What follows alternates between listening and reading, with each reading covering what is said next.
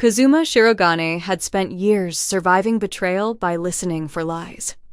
The mistake he never expected was believing the most dangerous uncertainty in the room came from the woman who barely spoke.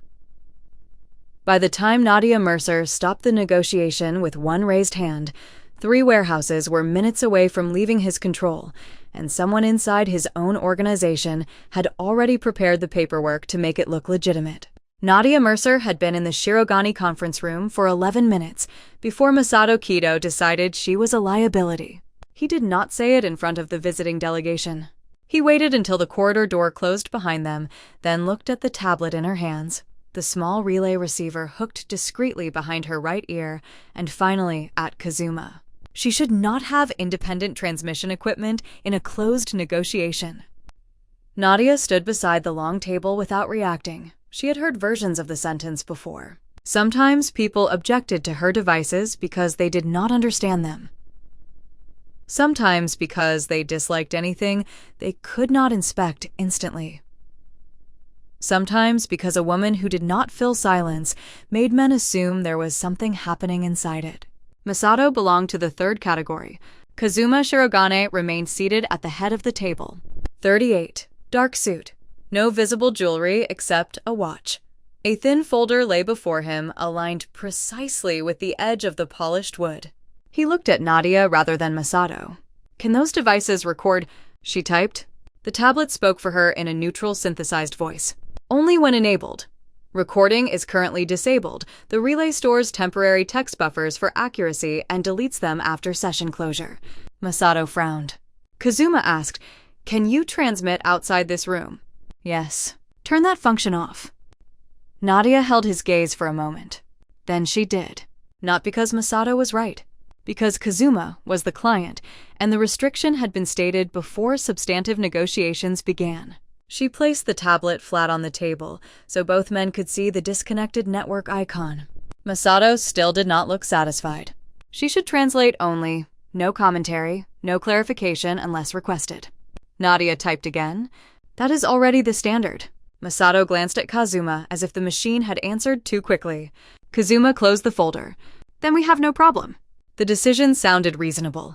It was not. Kazuma instructed Nadia to act as a conduit, not as an interpreter with the discretion to flag semantic conflict. In doing so, he accepted Masato's assumption that the safest translator was the quietest one. The delegation returned. 4 men entered from the shipping consortium. 2 legal advisors followed. The lead negotiator, Park Min-jae, greeted Kazuma formally and took the opposite chair. The agreement concerned emergency access and warehouse continuity during a restructuring of their port arrangement. Legitimate business on paper. But everyone at the table understood that Shirogane Logistics was not an ordinary company. Its warehouses sat at the boundary between clean commerce and a network of influence. Kazuma had spent nearly a decade consolidating that network. Cargo moved through them. Information moved faster. Losing temporary operational control over even one facility would matter. Losing 3 would invite questions. The first 20 minutes passed without incident. Park spoke Korean. Nadia rendered the substance into Japanese through the relay system when necessary and supplemented technical phrases by typing them directly onto the shared screen. She rarely looked at her notes twice. Kazuma noticed. He also noticed that she did not watch the speaker's mouth the way many interpreters did. She watched the entire person hands, pauses, who interrupted, who deferred. Once Park's legal advisor corrected a phrase under his breath. Nadia caught it. Masato did not. Kazuma filed the observation away. Then they reached Clause 17. Park leaned forward and referred to temporary custodial coordination during declared port disruption. Nadia translated the sentence. Masato slid the Japanese briefing version toward Kazuma. The wording on paper was stronger. Operational custody would transfer to an external trustee approved by the consortium. Kazuma's eyes moved between the page and Park. "Continue," Masato said. Nadia did not. For the first time since entering the room, she raised one hand. The gesture was small. It stopped everyone. Masato turned toward her. "What is it?" Nadia looked at Park, then at the document. She typed, "The spoken term does not authorize transfer of operational control." Masato answered before Kazuma could. The legal translation was prepared and reviewed yesterday. Nadia typed again. Then the written translation does not match what was said. Park's expression changed. Not guilt. Confusion. His advisor began speaking quickly in Korean. Nadia listened, then translated. They say the clause was never intended to transfer management authority. Coordination applies only to inspection access and emergency routing. Masato pushed the folder back toward her. You were instructed not to editorialize. Nadia did not touch it. Kazuma asked, Are you saying my briefing is wrong? She turned the tablet so he could read the source language wording beside the Japanese version. Yes. One word had been translated as operational custody. The Korean text did not support it. Kazuma read both lines twice. Verify. Masato called in one of Shirogane's in-house legal translators from the adjoining office. The man entered irritated at first, then became careful when he saw Kazuma's expression. He checked the source contract against the briefing version and the negotiation transcript. 2 minutes passed. Then he said Mercer-san is correct. Masato stared at him. The translator continued. This wording creates a stronger transfer right than the consortium's source text. If executed under the Japanese version, the trustee could claim temporary management authority over the 3 designated facilities. Nobody spoke for several seconds. Park closed his copy of the agreement. We did not request that authority. Kazuma looked at Nadia. The woman Masato had treated as a technical weakness had just kept him from signing away 3 warehouses. But she did not look triumphant. That bothered him more than triumph would have. She was already looking somewhere else. At the footer. At the document history, printed in small gray text. Then at Masato. Kazuma saw it. What? Nadia typed. This version was created before I received the assignment. Masato's face changed by a fraction. Of course it was. Nadia tapped the timestamp. The altered Japanese wording existed at 21:14 last night. She opened the contract intake record on her tablet. My agency assigned me at 07:32 this morning. Kazuma leaned back. The immediate accusation died there. If Nadia had been intended to manipulate the agreement, the alteration had been in place hours before. She knew she would be in the room. Park requested a recess. Kazuma granted it. The delegation left with their lawyers. Masato remained standing. We should determine whether her agency was involved. Nadia typed without looking at him. You should determine who changed your document. Masato's attention snapped toward her. Kazuma almost expected an apology. She gave none. Instead, she asked May, I see the internal briefing chain. No, Masato said. Kazuma looked at him. Masato adjusted. Not until we know the scope of the breach. Nadia gathered the contract pages slowly. Her thumb paused over a line on an older attachment beneath the current agreement. She pulled it free. A disciplinary memorandum. 3 years old. Nothing to do with shipping. She read one sentence. Then another. Kazuma watched her. What now? She placed the old memorandum beside Clause 17 and pointed to the same Japanese term. The same unusual use of custody. The same semantic distortion. Masato stepped closer. That document is unrelated, Nadia typed. That is the problem. Kazuma took the page from her. The memo was about a former lieutenant accused of withholding control over a regional asset in an internal dispute. Kazuma remembered the case. He remembered the refusal. He remembered the punishment that followed. He had never seen the original spoken transcript, only the summary. Nadia looked at him now, not like an employee waiting for instruction. She looked like a professional waiting to see if he would recognize what was in front of him. One corrupted contract could be sabotage. The same linguistic distortion showing up years earlier suggested something darker. Kazuma closed the conference room doors himself. Then he placed both documents on the table between them. No one leaves, he said. Not until I know how far back this goes. Nadia looked once at Masato, then at the old memorandum.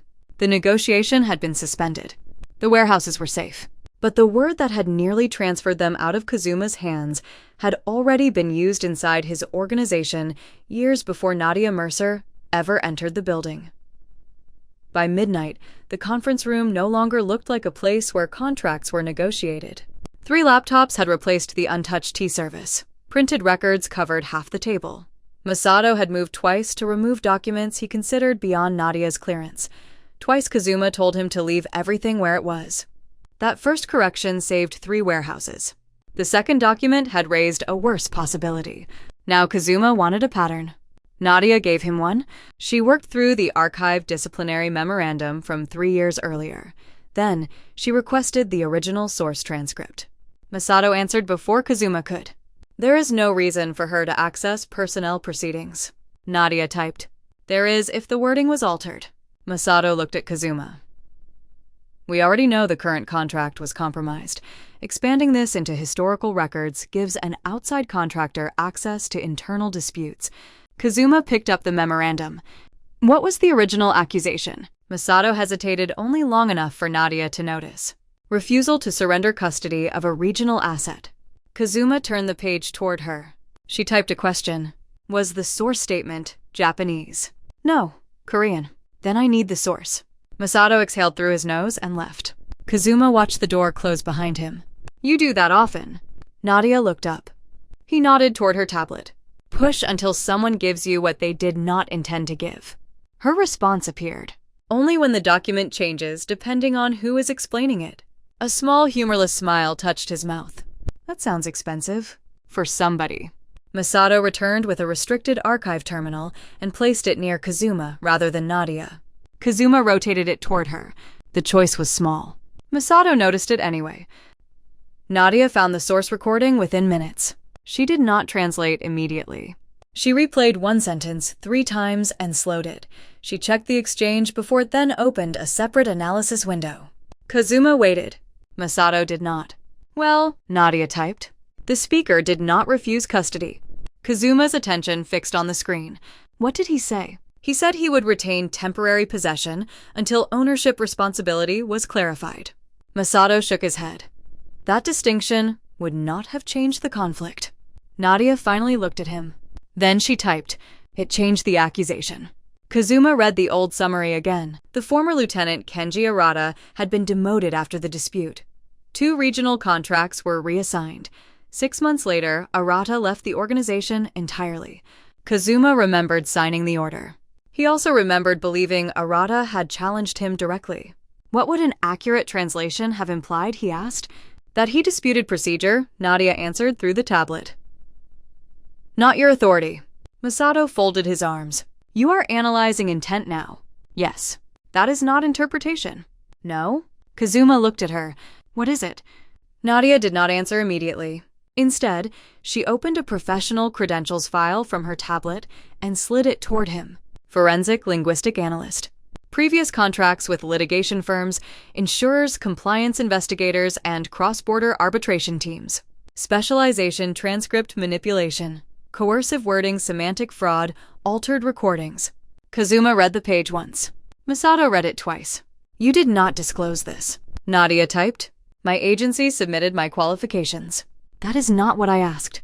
You did not ask. Kazuma leaned back slightly. The first answer arrived. She had caught the contract because she had spent years studying exactly this kind of manipulation. But the answer created another problem. Kazuma turned toward Masato. Why was she assigned to us? Masato's irritation shifted into something more practical. Rotation, presumably? Nadia tapped the screen. My agency does not use rotation for this level of work. Masato looked at her. She continued. Someone requested a specialist profile. That changed the room more effectively than an accusation would have. Kazuma reached for his phone. Nadia typed again before he called anyone. Do not ask my agency yet. His hand stopped. Masato gave a short laugh. Now she gives operational advice. Nadia ignored him. If someone specifically selected me asking, immediately tells them we noticed. Kazuma considered it. Then he put the phone down. For the first time that night, he followed her judgment, rather than simply granting her access. Masato saw that too. The consequence arrived 10 minutes later. Kazuma authorized a deeper audit. Not the entire Shirogane archive. Not yet. Enough to compare high-impact translations from the past 5 years. To make that possible, he overrode 2 internal access restrictions and temporarily suspended Masato's exclusive control over the briefing repository. The authorization triggered automatic notices. Masato read one on his phone. 3 department heads now know the archive is under review. Kazuma said good. No, they know something is wrong. Kazuma looked at the records spread across the table. Something is wrong. Masato did not argue again, but Nadia saw the cost immediately. Power had opened the archive. It had also announced uncertainty inside an organization built around certainty. They moved to a smaller records room beneath the executive floor. The air there smelled faintly of paper dust and overheated electronics. Nadia worked beside Kazuma because the secure terminal required his physical authorization every 15 minutes. The arrangement forced a closeness neither of them had asked for. He began to notice the rhythm of her work. She did not search for dramatic errors. She searched for repetition. A phrase used too consistently across unrelated departments.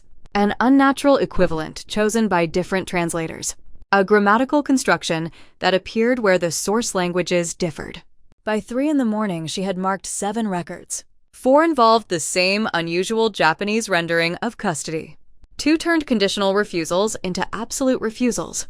1 made a warning sound like a threat. Kazuma read them in silence. Could one translator have done this? Nadia typed. Not across this many departments. So coordinated, or centralized. That word mattered. Kazuma's briefing system was centralized. Raw statements went through several hands before they reached him. He had insisted on it for years. He believed structure kept rumor from becoming policy. At least that was what he had believed. He opened another archive. A failed negotiation with a nightclub consortium 4 years earlier. The summary described the other side as refusing Shirogane oversight. The source recording did not. Nadia translated the disputed sentence carefully. They asked for an independent accounting period before accepting oversight. Kazuma stared at the screen. Masato was no longer in the room. That made the next choice his alone. Kazuma picked up his phone and canceled a financial retaliation scheduled against one of the consortium's current affiliates. Nadia watched him do it.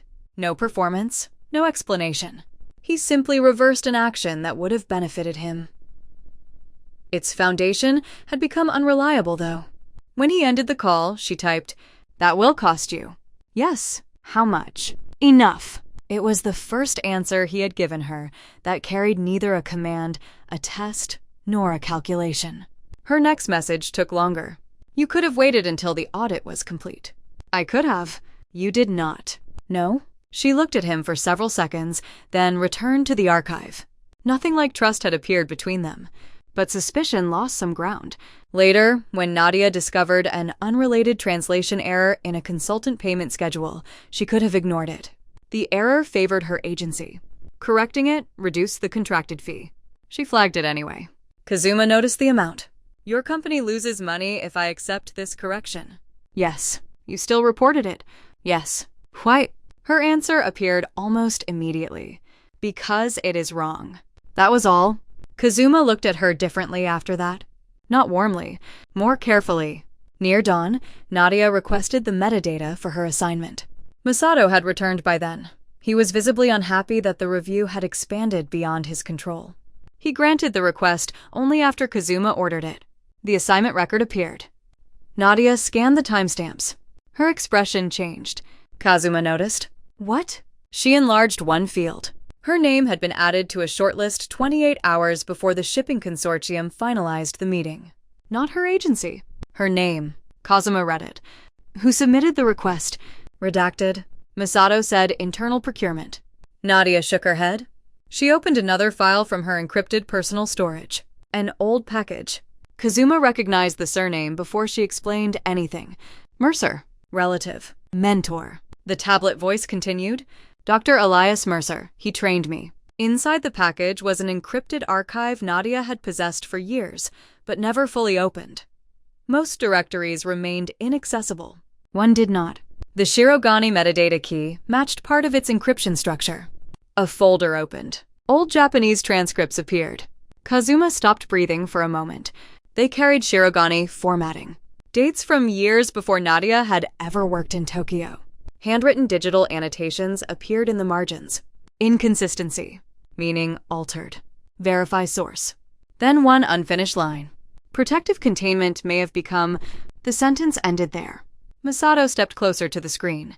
"How did he get these?" Nadia typed. "I do not know." Kazuma asked, "Did he ever work for us?" "No." "Then someone gave him access." "Yes." A larger answer had arrived. Elias had found the pattern before Nadia, which meant her involvement was not beginning tonight.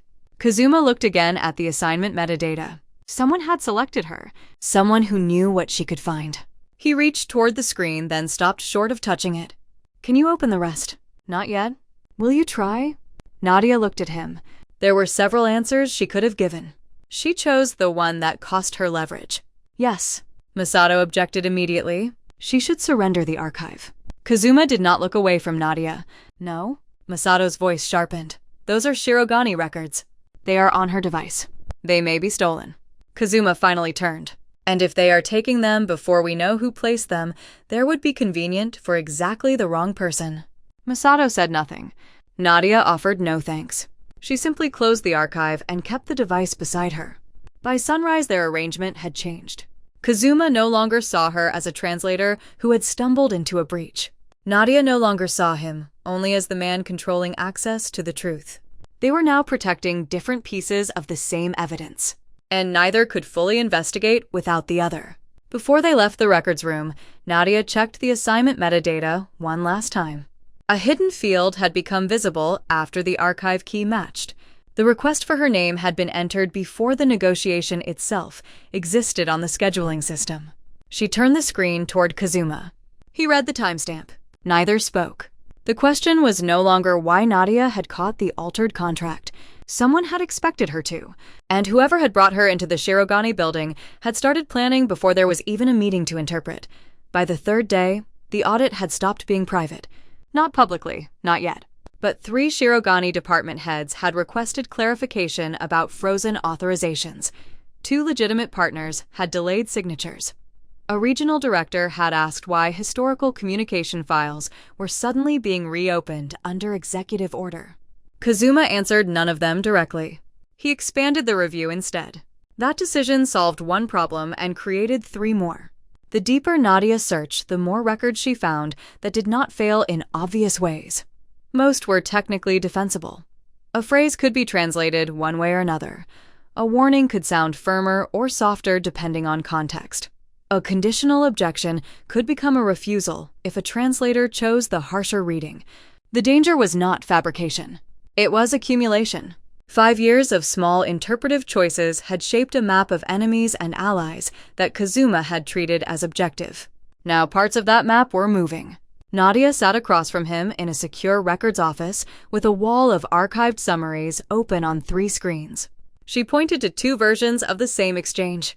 The first described a nightclub consortium as rejecting Shirogane oversight. The source recording described something narrower. They had requested independent accounting before accepting it. Kazuma read both. Then, he called his finance director and canceled a pending pressure campaign against one of the consortium's subsidiaries. The director protested. Kazuma ended the call anyway. Nadia watched the figures update on the screen. That decision cost you leverage. It also prevents me from acting on evidence I no longer trust. That is not the same as proving the other side was honest. I know. She studied him for a moment. 2 days earlier, she would have assumed he was protecting his reputation. Now, she was beginning to understand that reputation was one of the things he was willing to damage if the alternative was pretending certainty. The understanding made him more difficult, not easier, because it gave weight to the moments when he still tried to control her. Masato entered carrying a printed incident report. He placed it beside Kazuma. Confidential negotiation material appeared on 2 private industry forums this morning. Kazuma read the first page. Nadia did not need to ask whether her name was involved. Masato's attention had already settled on her tablet. The leaked files include routing notes from the shipping negotiation, he said. Metadata points to an external device used in this building. Nadia held out her hand. Masato did not give her the report. Kazuma took it and passed it across the table. Masato's expression sharpened. She read the metadata. The device identifier had been partially reconstructed from temporary network records. It resembled the relay unit she had disconnected in the conference room. Resembled. Not matched. She typed. This identifier is incomplete. Masato replied, convenient. It is also technically true. You were the only outside contractor with a compatible relay device. Nadia looked at the timestamp. Then again. The leak had been packaged at 02:16. She had been in the records room with Kazuma at that time, her device physically disconnected from the network. Kazuma said security logs. Masato answered, being reviewed. Then do not call it evidence. Masato turned to him. I am calling it exposure. That was harder to dismiss. Within hours, Nadia's agency suspended her future bookings pending internal review. 2 clients canceled scheduled work. A legal firm that had once used her forensic analysis requested confirmation that she had never retained confidential client materials. The allegation did not need proof to cause damage. Her independence, the thing that had kept her credible, was being recast as the way she'd betrayed clients. Kazuma saw the emails arrive one by one. His solution came from instinct. You stay here. Nadia looked up. I will put security on you until this is resolved. She typed more slowly than usual. No, you are being framed. Yes? Then stop moving without protection. No. Masato glanced between them, then left the room without being asked. Kazuma waited until the door closed. You think refusing security changes the risk. I think accepting your security changes what I am. That is dramatic. It is structural. He said nothing. Nadia turned the tablet toward him. If I become dependent on Shirogane protection, every analysis I produce after today becomes easier to dismiss. Every conclusion can be described as bot coerced or influenced. You are already being accused. Then I need more independence, not less. You need to stay alive long enough for independence to matter. The words landed harder than either intended. Nadia looked at him directly. And if staying safe requires you to decide where I go, who speaks to me, what I access, and when I leave. Kazuma did not answer immediately. That was answer enough. She continued. You keep calling control protection because control once protected you. He stood, not aggressively, simply because sitting had become impossible. You know nothing about what protected me? Then tell me enough to stop guessing. He walked to the window and looked down at the city. For the first time since Nadia had met him, he spoke about the years before he fully held the organization. Not tragedy, not confession. Structure. He had inherited leadership at 29. A succession crisis left older captains testing every decision he made. Some deliberately provoked him, expecting him to overreact.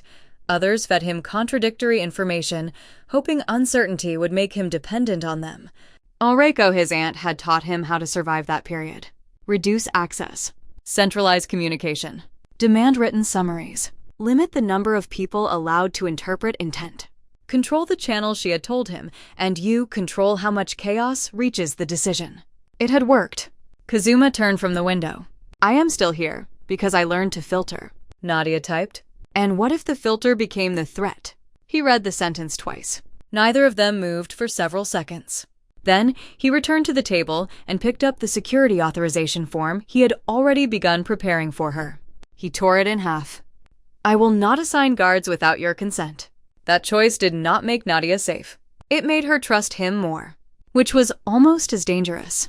She opened Elias Mercer's encrypted archive. I am giving you access to one directory. Kazuma looked at her. You do not have to. I know. She entered the key. A series of checksum records appeared beside old Shirogane transcript fragments. Nadia explained only what was necessary. Elias had used time-stamped hash comparisons to prove whether documents had been altered after capture. If she could rebuild enough of his archive, they could pinpoint when the earliest manipulations appeared. Kazuma understood the implication. Then this could clear you. It could also show your organization was compromised longer than anyone realized. Open it. She did. The result did not clear either one of them. The earliest corrupted record dated back 8 years, before Masato became chief administrator, before several of the current department heads held their positions. The translation error around custody appeared there too. Kazuma stared at the date. That eliminates Masato as the origin, not as a participant. No? They moved through more files. Then Nadia noticed something else. Some alterations did not escalate disputes. They softened them. An insult became ambiguity. A refusal became delay. A threat became concern. Someone had not been steering every interaction toward conflict. At least in the beginning, someone had been reducing it. Nadia typed. This pattern changed over time.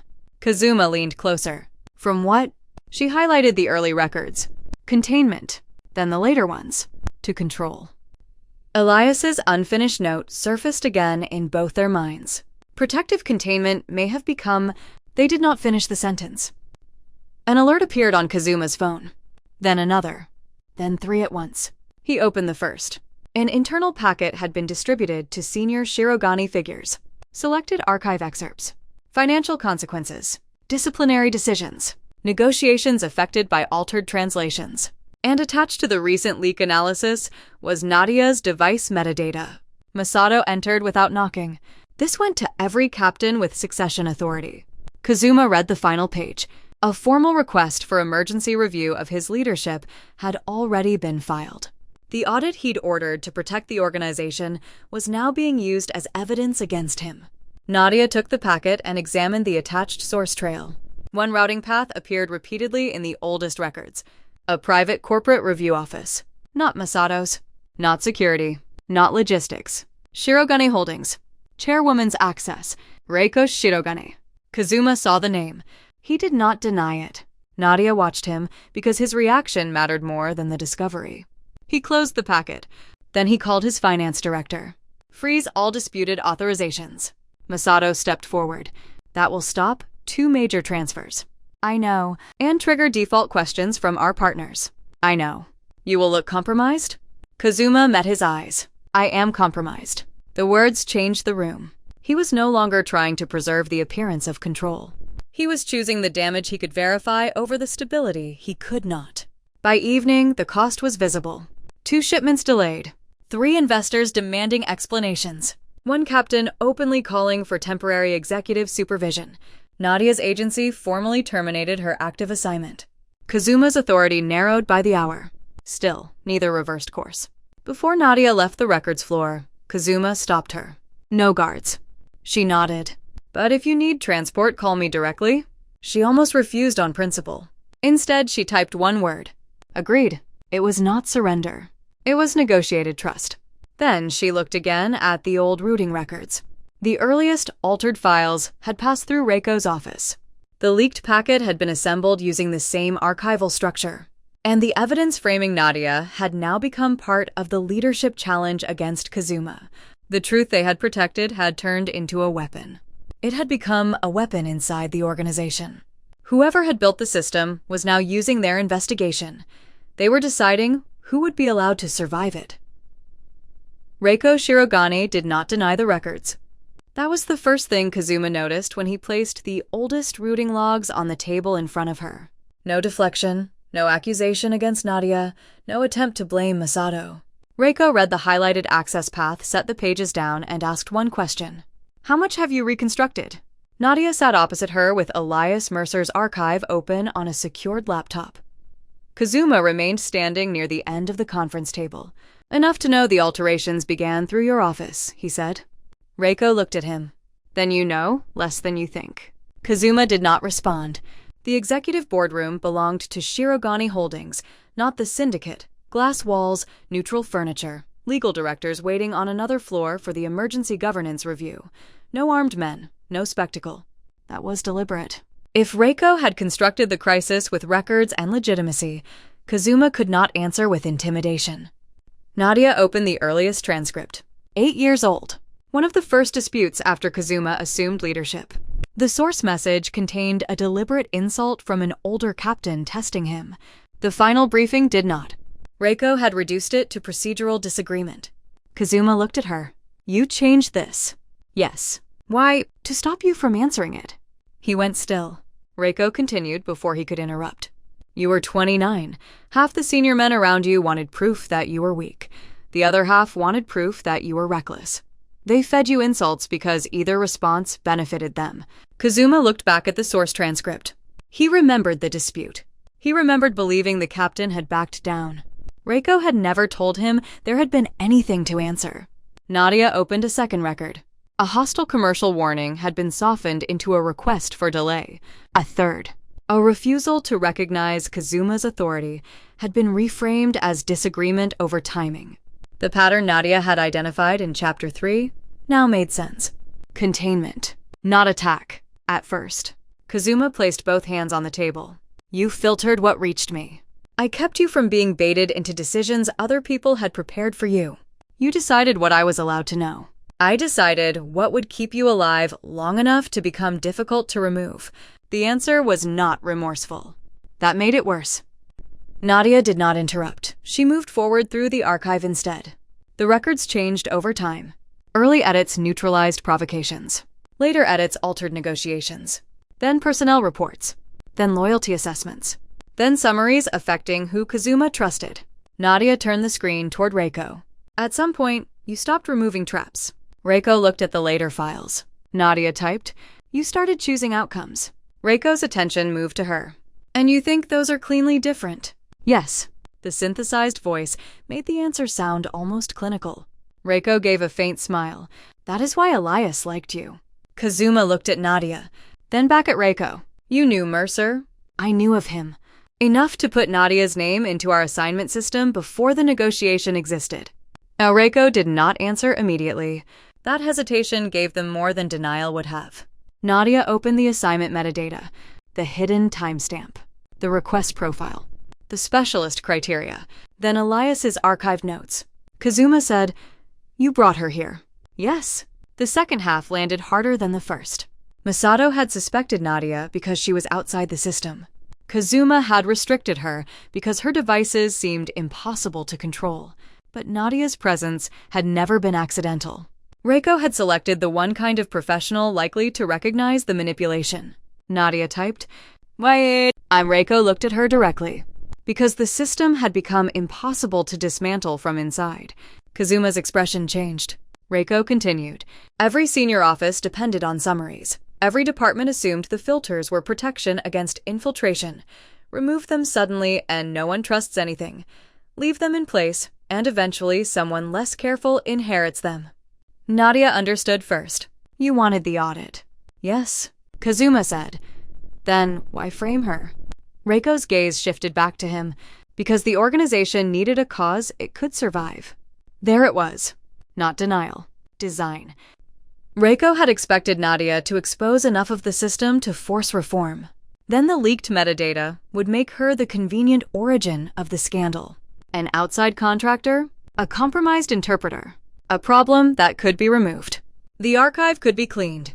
The corporate structure could survive. And Kazuma, weakened by questions over years of manipulated decisions, could be placed under executive supervision. Shirogane Holdings could then assume greater control over legitimate assets. Nadia closed one directory. "You chose me as the person who would prove the system was corrupted." "Yes." "And the person blamed for corrupting it." "Yes." Kazuma pushed away from the table. For 1 second, Nadia thought he might end the meeting. Instead, he asked, "How much have you prepared to release?" Reiko answered without looking at her notes. "Enough." "That means selected records." "Of course." To show manipulation without showing where it began. To show the organization cannot continue under unverifiable leadership. Kazuma understood the trap completely now. If he suppressed the archive, he looked guilty. If he attacked Reiko, he looked unstable. If everything went public, old disputes would reopen. There would be no distinction between genuine messages and edited ones. Reiko had built a crisis where every obvious response strengthened her case. The old strategy control the channel was useless. Kazuma looked at Nadia. "What can you prove?" She did not say everything. That mattered. "I can prove chronology." She opened Elias's checksum records. Each archived fragment carried a time-stamped hash generated before Nadia ever entered Japan. Some predated Masato's senior role. Some matched original source recordings stored in separate systems. Reiko's early edits were visible. So were the later manipulations. And the recent metadata used to implicate Nadia had been generated through a different chain. A copied pattern, not an original transmission. Nadia typed, "I can separate genuine records, early containment edits, later strategic edits, and the evidence created to frame me." Kazuma asked, "Can you publish it?" "I can," Reiko said, "and destroy half the relationships you are trying to preserve." Nadia looked at her. She is right. Kazuma did not like the answer. That was precisely why he trusted it. Nadia continued. "Full publication would turn context into ammunition. We need verification before disclosure." Kazuma looked toward the glass wall. Below them, directors and captains were assembling for the emergency review. For years, he had survived by narrowing the number of people allowed to decide what information meant. The only way out now was to do the opposite. Call them all in. Reiko studied him. All captains with succession authority. holdings directors, external auditors, the commercial partners named in the disputed files. You cannot control what happens once they see it. Kazuma looked at her. I know. That was the decision Reiko had never planned for. The review lasted 6 hours. Nadia led the evidence, not Kazuma. She showed the checksum chain, the recurring custody mistranslation, the early protective edits, and the later manipulative pattern. Finally, she showed the fabricated metadata attached to her relay device. Every conclusion was paired with source material. When uncertain, she labeled it as such. She did not soften Kazuma's responsibility. Several decisions had been made after manipulated briefings. The actions that followed were still his. Kazuma allowed that statement to remain in the record. Then he made his own move. He voluntarily suspended unilateral control over every commercial decision touched by disputed intelligence. A temporary review panel would take authority until the affected channels were rebuilt. 3 captains objected immediately. One called it surrender. A director warned investors would see it as proof of incapacity. Kazuma signed the suspension anyway. The act cost him more power in 10 minutes than Reiko had managed to remove in months, and it destroyed her central argument. She had built her system around the belief that Kazuma could not survive unmanaged truth. He had just chosen scrutiny over command. By late afternoon, external auditors confirmed Nadia's chronology. The frame against her collapsed. Reiko's authorship of the briefing architecture could no longer be hidden behind selective records. The scheduled archive release lost its value. The people it was meant to shock had already seen the contextual evidence. Reiko remained seated as the board voted to remove her from executive authority, pending formal restructuring. Kazuma did not ask for revenge. He did not need to. For the first time in decades, Reiko would have no authority over what information reached the people around her. When the room finally emptied, Nadia remained beside the long table. Kazuma stood near the window. They had stopped the release, cleared the central fraud, broken Reiko's control, and damaged nearly every structure that had once made Kazuma untouchable. Nadia's professional name would survive, but not unchanged. Kazuma's organization would survive, but not in the form he inherited. He looked at her tablet. No one translated for you today. Nadia typed, no. He nodded once. Neither of them said what else had changed. They no longer needed proof that the other would choose truth when the choice was expensive. What remained was harder. They still had to decide what kind of life could exist after that choice had taken so much away. The first thing Kazuma lost was speed. Before the review, a decision made in his office could move through Shirogane logistics within minutes. Afterward, disputed contracts required independent verification. Financial orders involving old intelligence had to be reviewed. High-level translations could no longer pass through one controlled channel and arrive at his desk as settled fact. The organization hated the delay. Some called it weakness. Kazuma did not reverse it. 3 senior captains resigned within 2 weeks. One legitimate shipping division separated from direct syndicate oversight rather than remain inside the new review structure. Another partner demanded revised governance terms before restoring suspended business. Shirogane survived, but the version that had depended on one man receiving filtered certainty was gone. Reiko lost her executive position. She was not imprisoned. She was not publicly destroyed. Her consequence was more precise. The communication architecture she had built was dismantled. She no longer controlled access to the people whose decisions she had spent years shaping. Some still credited her with preventing conflicts during Kazuma's early leadership. Others discovered that later interventions had cost them careers, alliances, and trust. Both versions remained true. Kazuma refused to simplify her into something easier to hate. Masato remained, not in the same role. His authority over internal briefings was divided between multiple offices, and every high-risk translation now required traceable source access. He accepted the change badly at first. One morning, Nadia found an internal memo carrying his name under a line she had not expected from him. Source material was attached in full. No interpretive summary substituted. She said nothing about it. Some lessons did not need ceremony. Her own professional life changed more violently. The formal investigation cleared her of the leak, but clearance did not restore anonymity. Her agency did not renew her contract. Several old clients returned. Several did not. One law firm described her involvement with Shirogane as reputationally complicated. Nadia read the message, deleted it, and stopped trying to recover the exact life she had lost. 3 months later, a brass plaque appeared beside a narrow office door in Minato. Mercer verification. Below it, in smaller letters, forensic translation, transcript integrity, cross-border review. Elias's checksum system became part of the firm's core verification process. Not because Nadia wanted to preserve his methods like a relic, because they worked. The original corrupted shipping contract was framed behind glass on the wall opposite her desk. Visitors occasionally assumed it was a certificate. She never corrected them unless they asked. Kazuma came to the office for the first time on a Thursday evening. No escort entered with him. Nadia noticed that before anything else. She looked through the glass partition. One driver remained outside across the street. That was all. Kazuma stepped inside holding a slim folder. She pointed toward the reception chair. He did not sit. Instead, he placed the folder on her desk. Nadia opened it.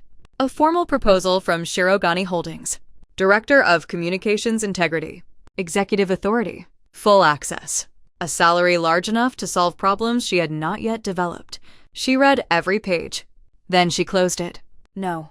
Kazuma had expected the answer. She could tell because he did not ask why. Instead, he said, "You should still read the compensation package." She almost smiled. I did. And no. He looked toward the framed shipping contract. You built a company to do work we need. Yes. You already understand our systems. Yes. You trust the new review structure? More than the old one.